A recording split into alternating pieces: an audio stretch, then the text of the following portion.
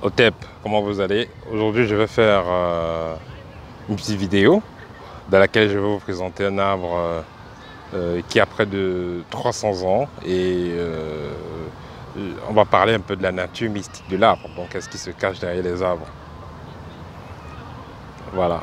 Donc, je suis au parc Gagarina. C'est un parc qui a été fait à l'honneur de la première dame qui est allée, disons la femme russe qui est allée hors de la planète Terre. Bon, je ne me rappelle même plus où. Voilà, la Lune. Voilà, donc comme ils disent. Voilà, donc je vous montre là l'arbre. Déjà, je vous montre. Voilà. Ça, c'est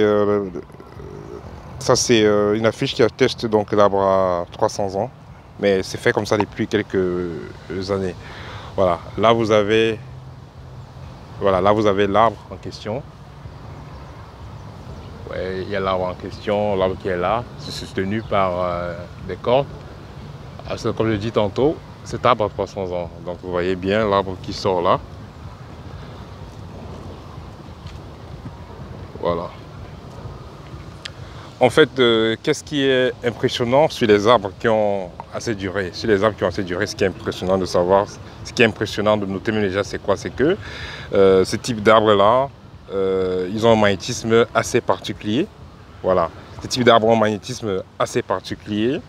Et pour le mystique, vous savez, le mystique, c'est quelqu'un qui apprend à expérimenter la nature invisible de chaque chose, parce que chaque chose a une nature visible et invisible. Donc, le mystique, au travers de la nature invisible de l'arbre, il va pouvoir entrer en contact avec d'autres dimensions. Parce que l'arbre symbolise également un portail vers d'autres dimensions. C'est pourquoi vous allez voir certains grands rites qui se font, que ce soit en Afrique, que ce soit chez les Indiens, que ce soit, bref, en Europe, dans tous les continents. Il y a certains grands rites qui se font toujours via les arbres. Hein, et ces rites ont pour intention d'entrer en contact avec certaines forces, certains génies, au travers de cet arbre-là. Quand vous voyez par exemple, on vous parle des arbres dont les écorces soignent, dont les racines soignent, dont les feuilles soignent, c'est parce que dans ces arbres-là, il y a une liaison avec certains génies qui ont une certaine vibration qu'ils transmettent donc à cet arbre-là et cela va permettre d'aider le vivant. Voilà. Donc l'arbre n'est pas que un arbre, un mystique, parce que via sa nature spirituelle, le mystique peut se connecter à d'autres dimensions, à d'autres plans, il peut influencer concrètement sa vie.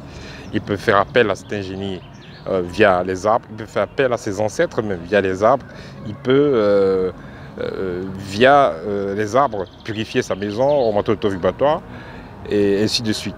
Et vous savez même, quand on parle de l'encens du village, ceux qui sont en Afrique, on appelle ça aussi l'encens au Liban par exemple. Hein. Il y a l'encens au Liban, c'est la sève de l'arbre. Voilà, donc cette sève-là, on va l'utiliser pour purifier les endroits, pour augmenter la vibration. Donc vous comprenez, vous convenez donc avec moi que ces arbres-là sont des arbres qui ont des vibrations très fortes et qui peuvent être utilisés pour purifier, pour nettoyer les environnements des énergies négatives. Voilà. Donc ça, c'était mon petit partage à faire avec vous aujourd'hui. Donc vous parlez légèrement de la nature des arbres, la nature mystique des arbres. Voilà.